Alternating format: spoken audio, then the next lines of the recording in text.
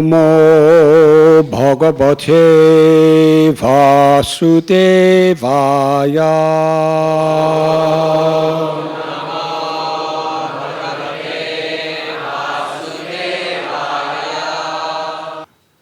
Hanta chitram apalasrinutedam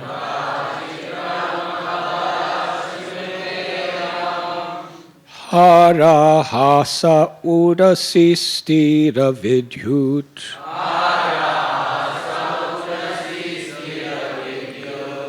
Nanda sunur ayam artha jananam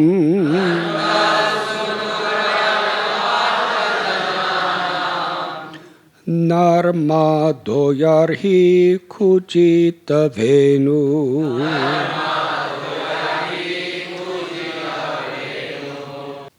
Handa Chitram Wonder Abala O girls Srinuta Hear Idam This Hara Brilliant like a necklace Hasa Whose smile Udasi Upon the chest Sthira Motionless Vidyut Lightning Nanda Sunu Son of Nanda Maharaj Ayam This Artha Troubled Jananam For persons Narama of joy Da the giver Yarhi when Kujita has vibrated Venu his flute. O girls, the son of Nanda who gives joy to the distressed bears steady lightning on his chest and has a smile like a jeweled necklace. Now please hear something wonderful. When he vibrates his flute, Braja's bulls, deer, and cows, standing in groups at a great distance, are all captivated by the sound, and they stop chewing the food in their mouths and cock their ears. Stunned, they appear as if asleep, or like figures in a painting. Purport. The word Sthiravidyut, steady lightning, refers to the goddess of fortune, who resides in the chest of the Supreme Lord. When the animals of Vrindavan hear the sound of the flute, they become stunned in ecstasy, and thus they stop chewing their food and cannot swallow it. The gopis, in separation from Krishna, marvel at the extraordinary effect of the Lord's flute playing. Srila Sridhar Swami gives the following explanation of the compound word hara hasa, which compares Lord Krishna's smile to a necklace. The word can mean he whose smile is brilliantly clear like a jeweled necklace, or he whose smile is reflected from his jeweled necklaces. Because while Krishna plays the flute, he bends his head down and smiles. The word can also mean he whose smile, like a jeweled necklace, casts its effulgence upon his chest, or he whose necklaces shine brilliantly, just like a smile. Of all of our devotees, we would like to welcome two very special guests, Sharon and Jules, my dear friends and two of the most influential yoga teachers in the world, and who also have very special love for Krishna and for all living beings. Let us welcome them by loudly chanting Hari Bol.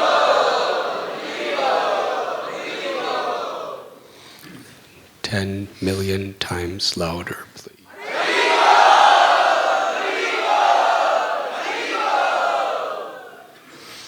Thank you. All glories to Sri Krishna. We agree with everything you say. We are reading today from Srimad Bhagavatam, Canto 10, text, chapter 35, entitled The Gopis Sing of Krishna, text 4 and 5. In the previous chapter, Shukadev Goswami tells the story of, on the night of Holi, the full moon night of the Palgun season, Krishna, Balaram, and their gopis were in a forest. And that, in fact, near Govardhan, Giriraj, the king of mountains, just close to Kusum Sarovar is a place called Ratna-Singhasan. And it is at that place that this particular lila or pastime took place. Krishna and Balaram, for the pleasure of the gopis, were singing. In bhakti, ras means the ecstasy of love in reciprocation with the beloved. The gopis, they lived only for the pleasure of Krishna. They were completely united in the core of their hearts for this purpose. In the path of bhakti, the perfection of being one with God is for one's heart, one's body, mind, words, and life to be one with the will of Krishna forever. Nitya Lila, Nitya Seva, Nitya Dham. The eternal pastimes where there is eternal loving service in the eternal abode of the Lord. Krishna had already during the Ras Lila of Sarat Purnima told gopis that even in a lifetime of Brahma, which is about 311 trillion years, I cannot repay you with all that I have for the love that you have shown me. Because that night when Krishna played upon his flute, Bamsi, the gopis risked everything. They left everything. They were willing to endure homelessness, the dangers of the forest, and even being ostracized and blamed by the whole of society. But these were not even considerations for gopis, because the nature of their love was simply for Krishna's pleasure. They had no ahankar, no ego. Janasya mohoya mahamameti. They could not think in terms of I and mind. That was the nature of their love. They all gathered to meet Krishna. And Krishna told the gopis, after he tested them in a very beautiful way and revealed the supreme love of Sri Radha, that I cannot repay you.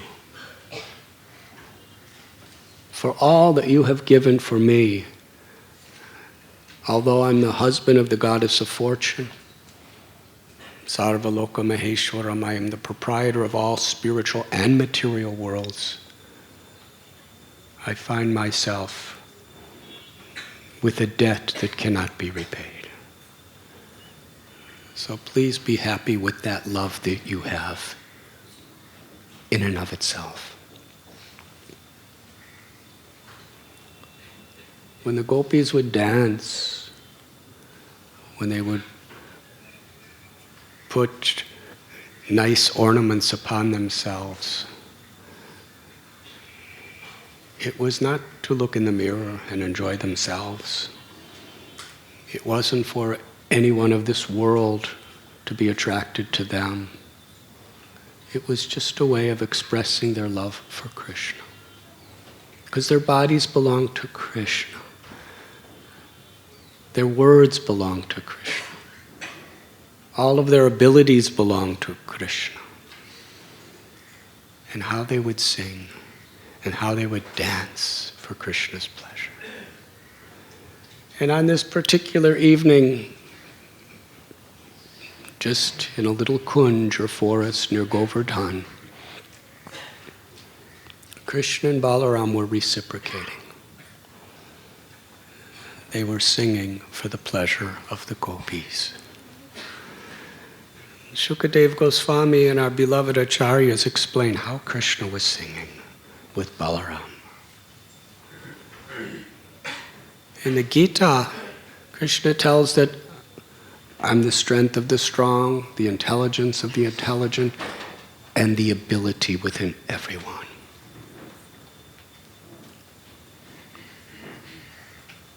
Krishna and Balaram, when they sang, the sound vibration was coming from the very core of their hearts. They were singing all the notes of the musical scale, Sa-re-ga-ma-pa-da-ni-sa, simultaneously with their mouths. Could anyone do that? Sing all the notes, and all the notes in between the notes, and all the notes between those notes? And they were all vibrating from Krishna's mouth simultaneously. Now it would seem, if you played all the notes at the same time, it would be a very strange sound. But it was absolutely enchanting, beautiful. And they were so enthusiastic because they were reciprocating, they were expressing their love for the gopis.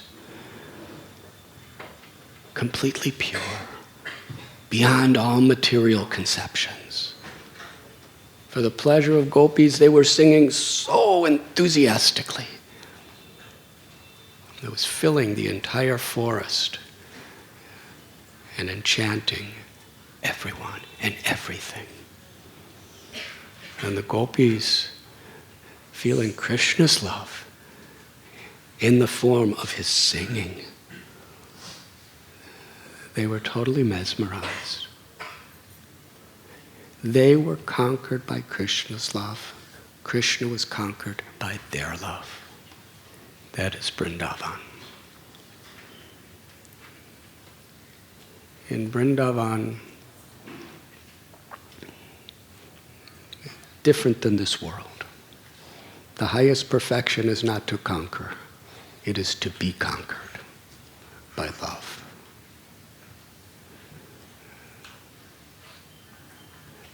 during this during the daytime sometimes, Radharani would have her gopis, Krishna would have his gopas, and they would have a war of love. They would throw flowers at each other, throw flower petals on each other, even throw very natural, organic, beautiful, multicolored powders on each other from the herbs of the ground of Vrindavan. And for variegatedness, they would sometimes take that water and mix it with water from those powders, and mix it with water from the kunds, the ponds of Brajbhumi, or the water of Yamuna. And with syringes, they would squirt it upon each other. They would have so many wonderful sweets and other types of prasad, and they would give it to each other. This was their weapons. It was all manifestations of their love. And they were trying to conquer each other with their love. And according to most of the Brijbasis, Sri Radha would always win. She would conquer Krishna with her love. So while they were in the forest that night, singing and dancing near Sri Giriraj Govardhan, Shankar Judah, a demigod, a very powerful personality. He was a close friend of Kuvera, who was probably the wealthiest person you could imagine. And therefore he had tremendous wealth. He was powerful physically, beautiful physically, incredibly intellectual, and he had the most beautiful jewel that was shaped like a conch shell that he would wear on top of his head like a crown, because he wanted everyone to see how wealthy and how great he was. He was so proud. Janmaishwarya Shrutasibir Edamana Puman. Kunti Devi, the mother of the Pandavas, prayed that Krishna, what is considered the greatest qualifications in material life, has the potential to be the greatest disqualifications for spiritual life. Enormous wealth, very high education, physical beauty, and a very high social birth, position, and fame. People work and strive and struggle their whole lives for these things. Because if you have it, you become attractive. But a devotee doesn't need these things, because Krishna is all attractive. That is what the name Krishna means. So when we take our pleasure in Krishna's unlimited, inconceivable attraction, then our hearts are so totally filled up forever. But when we forget that all-attractive relationship with the all-attractive one, then we try to compensate and fill that void in our heart by becoming attractive.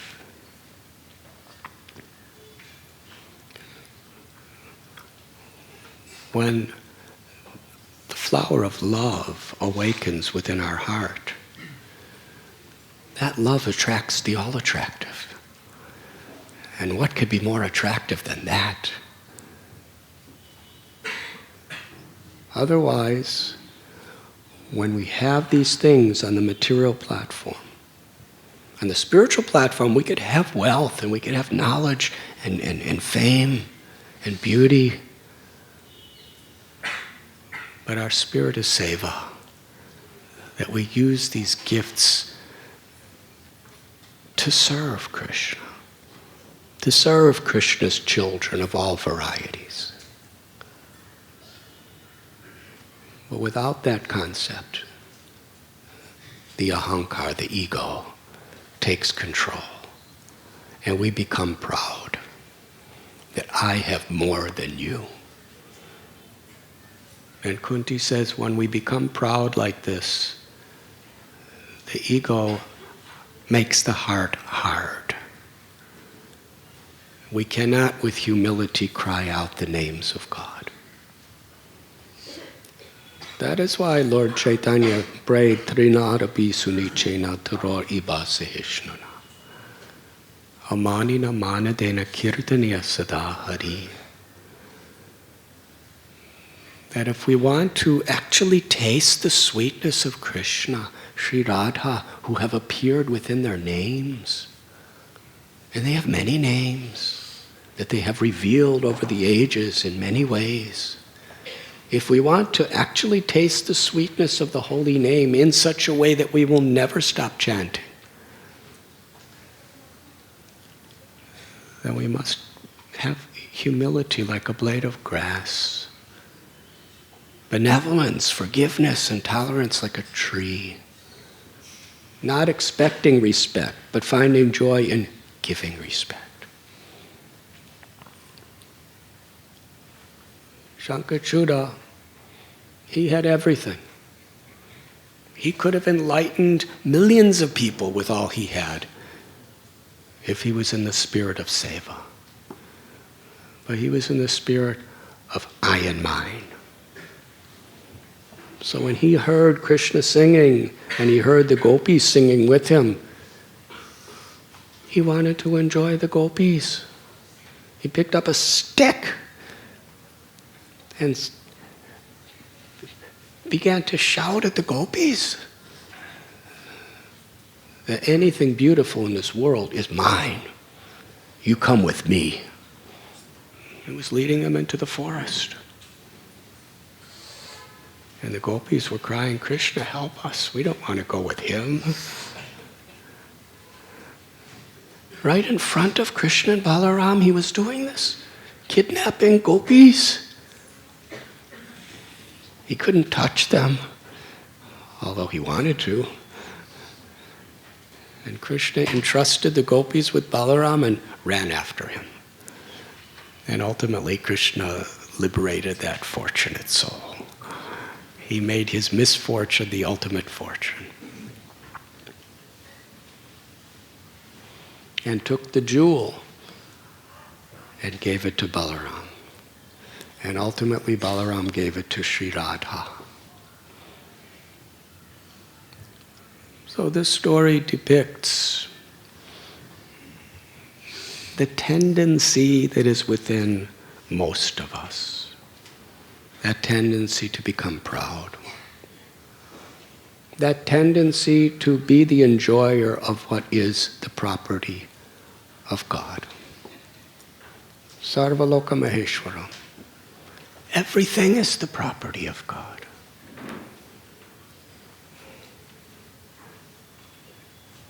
A devotee, bhakti means to see everything as an opportunity to serve. Everything is an opportunity to express our love.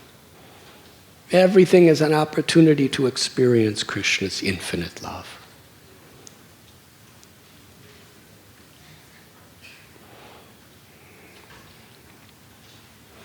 So that was at nighttime. Today's verse is taking place in the daytime. Shukadev Goswami tells us that gopis would be with Krishna at night, but in the day they would be in great separation. Because Krishna would be with his cowherd boyfriends. They would be in the pastures with their cows and calves and bulls and goats and buffaloes. And they would be playing together. And at that time, it is described the nature of the gopis is Sunyayatam jagat sarvam govinda virahena me. That in separation from Krishna, in nimesh. Now you're all sitting here. How many are aware that you are blinking your eyes? Even I'm not aware that you're blinking your eyes, but now I'm aware because I'm thinking about it. You are all blinking your eyes, whether you know it or not. But when we blink our eyes, it doesn't, when we do it unconsciously, it really doesn't obstruct our vision. At least we don't notice it because it's so fast. Not even a 13th of a second. But for the gopis, that amount of time was like a yuga. It was like millions of years when they were looking at Krishna. In fact, the gopis had the courage to criticize the creator Brahma. Can you imagine having this courage? They said, Brahma, you are not a good creator. You don't know how to create properly. Because when we are standing before Krishna, we blink. And that obstructs our eyes from drinking the nectar of Krishna's beauty. Why did you make these eyelids? That was when they were standing with Krishna. So here we find throughout the day, just after sunrise, Krishna would go out into the pasture grounds and he would return after the sunset. And gopis were completely immersed in thinking about him. Govinda Damodara Madhaveti Jivve Bibaswamita Matadeva Govinda Damodara Madhaveti. This beautiful song tells about the gopis during the day. Whatever they were doing, they were singing the names of Krishna, singing the pastimes and qualities of Krishna, and sharing Krishna with each other. Sankirtan, in its original, highest, purest form. They're helping each other, nourishing each other with this prema by sharing Krishna's glories with each other. Chanting, singing, speaking. It was not only keeping them alive, but it was keeping them completely connected. Because of viraha, this separation,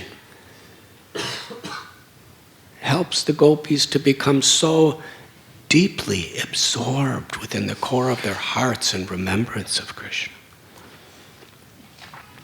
And because Krishna is absolute,